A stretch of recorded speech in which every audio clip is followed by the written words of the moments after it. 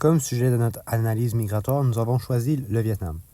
Le but de cette présentation est de vous expliquer les mouvements migratoires du Vietnam, d'évaluer la gestion de ces mouvements et d'offrir nos propres solutions pour la gestion de ces mouvements. Mais pour que vous compreniez les migrations vietnamiennes, il faut remonter dans le temps jusqu'aux années 50. Pendant les années 50, le Vietnam était divisé en deux sections. Le Nord, qui était communiste, et le Sud, qui était démocratique. En 1957, une révolte du Nord contre la démocratie du Sud a commencé. Une guerre civile au Vietnam qui est devenue une guerre internationale quand les États-Unis ont commencé à envoyer des forces pour supporter le Sud en 1965, mais c'est surtout 10 ans plus tard que l'immigration des Vietnamiens a commencé. Après la prise de Saigon, la capitale du Sud, par le régime communiste du Vietnam, après cet événement, l'oppression politique du régime communiste, la pauvreté et bien sûr la guerre dans ce pays étaient les raisons principales pour l'immigration des Vietnamiens du Sud. Plusieurs vagues de ce peuple émigraient en bateau pour fuir les communistes au nord, où la torture n'était pas une rareté. Vers où fuyaient les Vietnamiens? Le Vietnam partage des frontières avec le Cambodge, la Chine et le Laos. Puisqu'ils étaient en guerre avec le régime similaire à celui du Vietnam du Nord, les Vietnamiens ont dû passer par l'océan du Sud de la Chine sur des bateaux pour aller vers la Malaisie, la Singapour, la Thaïlande ou le Hong Kong, qui étaient dirigés par les Britanniques. De nos jours, le gouvernement du Vietnam demeure communiste. Et certains des effets de l'historique du Vietnam sont encore évidents aujourd'hui. Par exemple, en 2023, le solde migratoire de ce pays est d'environ moins 41 762 personnes. Donc, il y a eu 41 762 plus d'émigrants que d'immigrants au Vietnam. Cependant, le Vietnam semble s'être remis des conditions de guerre et de décès du passé, puisque son accroissement naturel de 2023 est d'environ 1 104 779 personnes. Donc, il y a eu 1 104 779 naissances de plus que de morts. Mais comment la migration des Vietnamiens, surnommés les Boat People durant la guerre, a-t-elle été gérée? Commençons par une description du voyage sur les bateaux. Les bateaux utilisés pour transporter les Vietnamiens étaient très insalubres et dangereux. Plusieurs d'entre eux ont coulé dans l'océan et ils étaient fréquemment envahis par des pirates thaïlandais. Ces pirates démolissaient souvent les bateaux après avoir volé tous les biens et tué toutes les gens qu'ils contenaient. De plus, une fois arrivés à terre, ils étaient placés dans des camps de réfugiés où les conditions étaient également pauvres. Les réfugiés devaient attendre en ligne pour la nourriture, l'eau et d'autres nécessités de base, sans même avoir le droit de sortir du camp. Avec un peu de contribution, les populations locales, ceci a même causé le développement d'un marché noir. Les familles vietnamiennes étaient forcées à vivre dans des pièces de 1 ou 2 mètres carrés, et pour plusieurs, les camps semblaient plus comme des prisons. En plus, les camps devenaient tellement pleins que certains réfugiés étaient forcés de rester sur leur bateau pendant plusieurs mois avant de pouvoir débarquer dans des camps.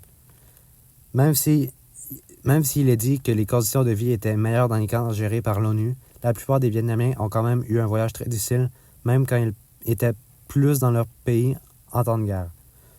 Plus tard, après un effort supplémentaire de l'ONU, plus de Vietnamiens ont été acceptés dans des pays comme la France, le Canada et les États-Unis, et le Vietnam a été poussé à mettre moins de pression sur leurs résidents pour partir. À notre avis, le mouvement migratoire des Boat People a été très mal géré. Premièrement, même s'il y avait des camps pour aider les réfugiés, une fois qu'ils étaient arrivés, aucune nation ne semble avoir aidé les Vietnamiens à quitter le Vietnam. Ils ont dû naviguer l'océan sur des bateaux qu'ils étaient insalubres, méfaits pour aller dans la mer et très dangereux à cause de la menace des pirates, et personne n'a voulu même offrir leur protection pour s'assurer que les bateaux arrivaient au camp. De plus, même quand les réfugiés arrivaient à ces camps, leurs pays d'accueil ne les ont pas bien accueillis.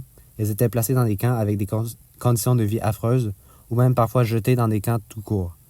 Ces pays ne semblent même vouloir éviter d'accueillir les réfugiés puisqu'ils étaient pauvres et ne voulaient pas contribuer dans l'économie. D'un côté positif, l'effort final de l'ONU était une très bonne décision, puisqu'elle a eu un impact sur le nombre de Vietnamiens qui ont dû quitter le Vietnam et le nombre de Vietnamiens envoyés dans des pays développés. Pour mieux gérer cette immigration, nous avions pensé à 2 solutions possibles qui auraient pu être utilisées. Évidemment, nos solutions ne sont pas parfaites, donc nous allons vous présenter les avantages et les désavantages de celles-ci. La première solution est l'envoi des avions par l'UNHCR en Vietnam pour transporter des Vietnamiens en grands groupes.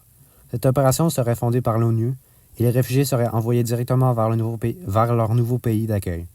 L'avantage principal de cette solution est sa sécurité. En prenant des avions, les Vietnamiens peuvent éviter de traverser l'océan en bateaux sales qui peuvent couler à n'importe quel moment et se faire tuer par des pirates. En plus, ils ne seraient pas obligés d'être placés dans des camps de réfugiés sans accès facile à la nourriture et l'eau, où les logements sont sales et cramés. Cependant, le désavantage principal de cette solution est son coût et sa complexité.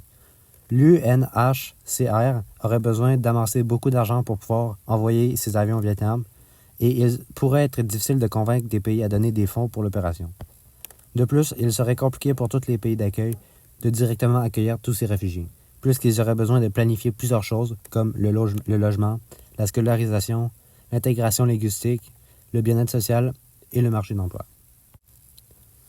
La deuxième solution à laquelle nous avons pensé est la réutilisation des navires de guerre envoyés au Vietnam pour amener des réfugiés vers des camps de l'UNHCR, qui pourraient même être fondés partiellement par une levée de fonds organisée par cette organisation.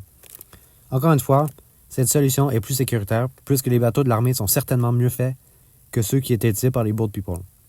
De plus, les camps de l'UNHCR où les réfugiés étaient envoyés en vraie vie avaient de meilleures conditions que ceux des pays où la majorité des Vietnamiens ont été envoyés. Cette solution donnerait plus de temps aux pays d'accueil d'organiser l'accueil des réfugiés. Elle coûterait également moins d'argent que la solution précédente que j'ai mentionnée. Cependant, les conditions du transport par bateau d'armée seraient quand même plus pires pour les Vietnamiens que celles du transport par avion. Ils seraient quand même forcés d'attendre dans ces camps de réfugiés qui pourraient peut-être être surpeuplés. Ceci conclut notre évaluation de la migration des Boat People durant la guerre du Vietnam, qui a été l'une des pires dans l'histoire de l'humanité. Il est estimé que 10 à 50% des émigrants du Vietnam durant cette période n'ont pas survécu à leur voyage. Après avoir entendu tout ce que je vous ai expliqué, pensez-vous que vous l'auriez survécu? Merci.